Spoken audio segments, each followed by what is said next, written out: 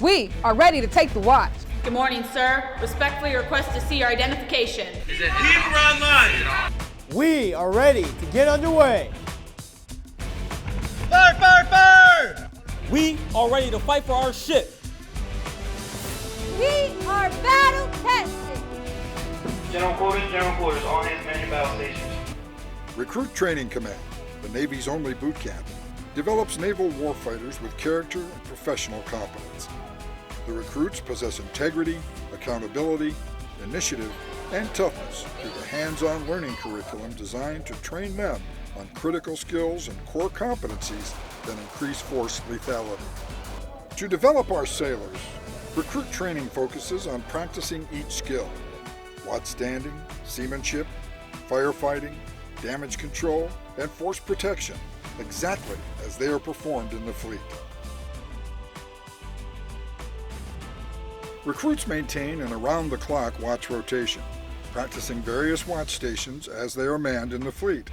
Stations include roving sentry, sounding and security, deck watch, and bridge watch and navigation lookout during seamanship training evolutions.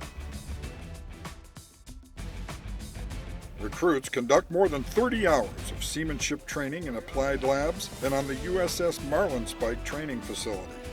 They practice drills and deck evolutions such as sea and anchor detail, as well as line handling and man overboard procedures.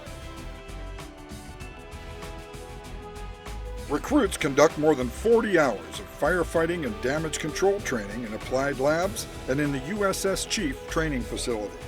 They practice proper procedures and techniques for fighting real fires and flooding in a controlled environment. In addition, recruits run drills in hose handling, teamwork and communications, and fire suppression agents. Training is also received on life-saving equipment such as self-contained breathing apparatus, stretchers, first aid kits, proper wear of safety gear, and emergency protocols.